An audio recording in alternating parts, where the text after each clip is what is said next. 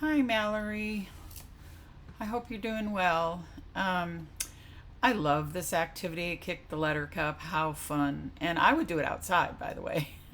I think it would be really fun to do it outside. So, but that's up to you. I don't know if you're planning to actually do this for one of your lessons, but it would be a really fun one to do outside.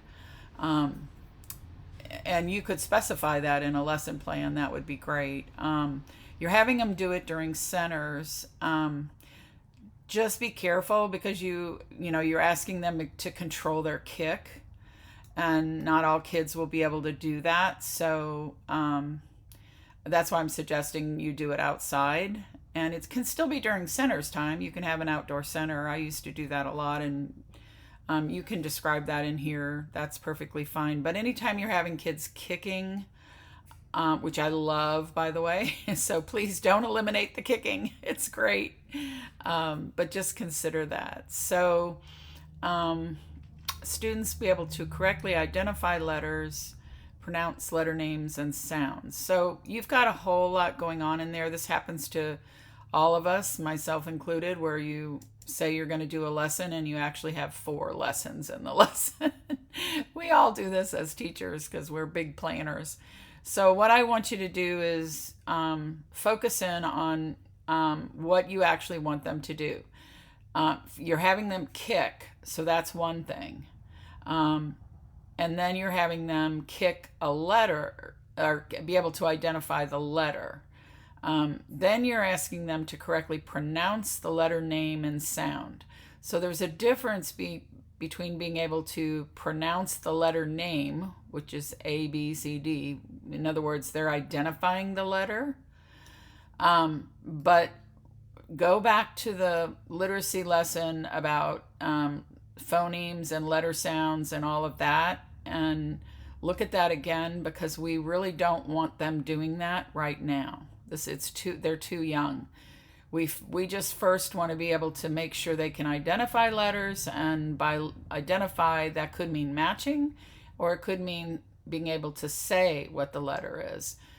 So you've got to make a decision there, and I would recommend that you think carefully about the skill of kicking and also identifying the letters, and maybe that asking them to do the sounding and all of that is what you could take out. It's too much. So that's something I want you to think about there. So demonstrating knowledge of the alphabet, that's great, because that's exactly what you're doing. So knowledge of the alphabet is not sounds, phonetic sounds. It's just knowing this is an A, this is a B, and so on. So you're using a formative assessment, which is fine, but I need to see it there. What is it going to be? How are you going to document that? If you need help with that, let me know. That's fine. You could just have a child's name and then put what letters they kicked and said. That would be really simple to do. You would just have the children's names on a checklist, and then one column is what letters they kicked and named, right? And were there any letters they kicked and could not identify, and put those on another column. It's not a problem that they couldn't, but it's noteworthy. So that would be a suggestion I would have for that. So during circle time, yeah, so you're going to pull them. I would pull them outside. You can set up the activity on the floor and all that. I really think that you need to think about the management of this in a classroom. I do not think I think you will have all the children wanting to do it, which is understandable because it's great. But I would say kicking the ball in a classroom also is hard for me to picture. So, just kind of think that through and explain that a little bit more.